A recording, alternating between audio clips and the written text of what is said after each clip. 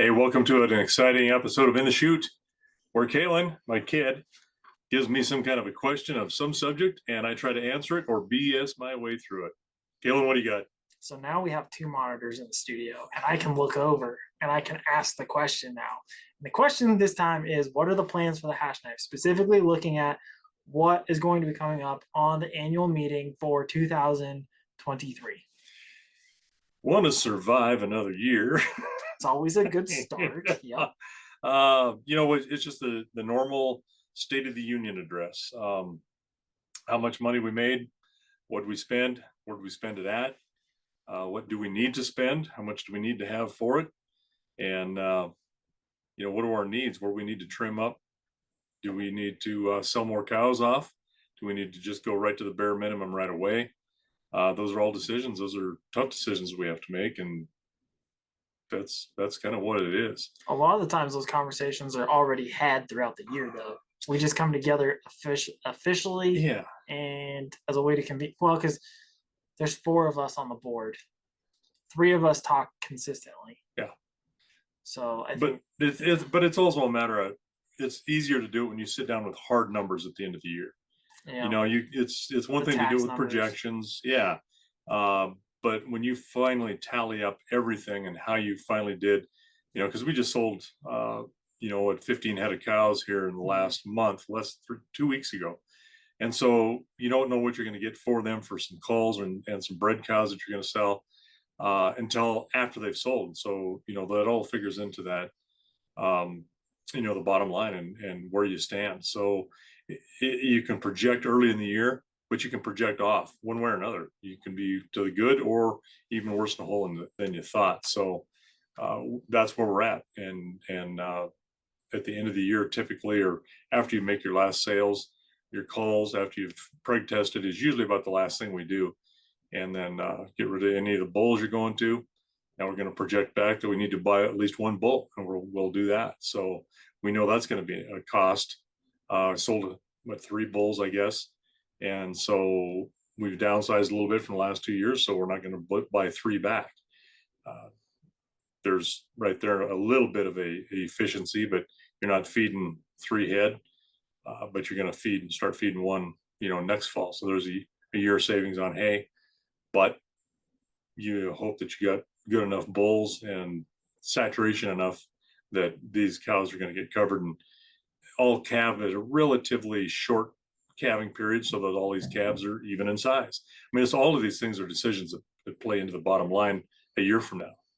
So I guess the real question would be then, I guess let's start there first. That you said the bull piece, and we just got information from our outside man or woman, which is mom. She somehow read somewhere a rule of thumb, which we'd never known about, but we have actually been adhering to inadvertently, was you're not supposed to sell, or you're not supposed to purchase bulls for more than 5 times that you get on your calves annually. Yeah, and I've heard variations of that. When she says, "Hey, do you know what the rule of thumb is for buying bulls?" Whatever your wife tells you. Yeah, that's what he come up with. Yeah. I said, make sure they got testicles. But I mean, which rule of thumb? There's different things you look at, but that was what she had read an article, and I couldn't recall that off the top of the noggin, but you kind of figure into that range in there, and we've always been Right in there. right in there. Ish. And that's kind of the top.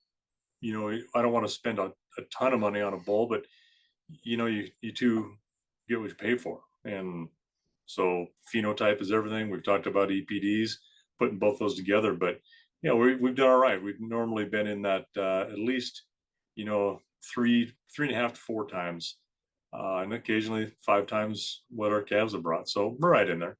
If that's he said, what was it? That article said that the guy had been talking about that since his college days, and I think so. Yeah. what the 50s or 60s or something, and still holds true today. So it's a fluctuating number, and anytime you take something times something, it's the money in is going to be 5 times the money spent. So, and those plans are mostly related to financials and the breeding practices or at least herd management. So the question would be for with the plans for the hash knife in regards to an annual meeting, what type of new business would be coming up for this year? Well, that would be some of it. I mean, what are we going to spend on bulls? You know, how many cows are we going to keep any replacements for the first time? You know, we didn't this year. No replacements were saved. You know, Meaning if we let older cows go, we had no heifers for next year to essentially make up for that gap. that's correct. So we, instead of maintaining the herd size or slightly getting bigger, the herd is definitely going to downsize. Correct. Yep. Yeah. Less numbers. You're not replacing them. So we're also changing a little bit, which we've been doing some, but getting stronger in the ranch to table, you know, selling direct sale beef Yep. to people, and more are wanting that. So uh, changes the way we do things. We'll talk a little bit more about that, about how much we can do, you know, because it's that too is labor intensive. There's nothing makes me happier than the last day that I quit feeding by hand a butcher animal, because you're out there twice a day. It's like having a milk cow. You're stuck with them. So you got to tend to them, you got to take care of them, you got to do everything right. So if you're feeding one, though, you might as well feed five. You know, to take that much longer, it's going through the same thing. So, you know, we'll talk about how much more of that we're going to expand, and how the sales of that would affect us, and if it's feasible to do so. So, those are all more new considerations. Uh, the last 2 years, we've shared with the followers that there's been a drought, and I think that's been pretty apparent to a lot of people, whether you're inside ag or not. It's been fairly obvious just based off of more wildfires, less water, more discussion about global warming and climate change has gone even further forward with the news articles and news circulations. One thing that we have been also talking about is potentially getting out of completely purchasing hay. For the longest time, purchasing hay has been a beneficial thing to us because it's been worth it to pay for the hay rather than put in the work hours and the equipment and all that to produce our own hay. But now, because of the drought and the circumstances that we've been facing with hay costs being 2.5, three, sometimes in the most extreme cases, 5 times what they're actually worth in terms of tonnage, we have also been thinking of getting into the hay production realm as well. Not necessarily as producers for others, but producers for ourselves as well. Yeah, a way to cut our overhead a little bit. I mean, it's still cost, and that's a long term decision, because you just don't do that for 2 years. I mean, that's not going to be feasible. You're going to have more money into it than what you're going to get out. That's dumb. You don't do that. So this is long term, project out. What do we think it would cost to do it? What would that compare to just purchasing hay, and how many years would it take to pay that off and have a zero, you know, that it's a wash? And then after that, you're still spending money to produce the hay, but you're spending less to produce than you would be to purchase outright.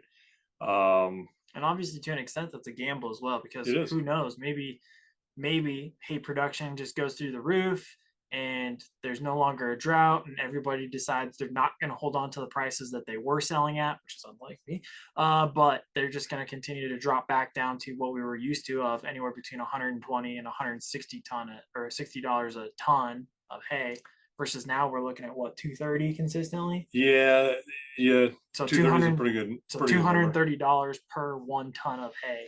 Yeah, and we were buying it for before 85 to 90 bucks. So there's that consideration, and you're right.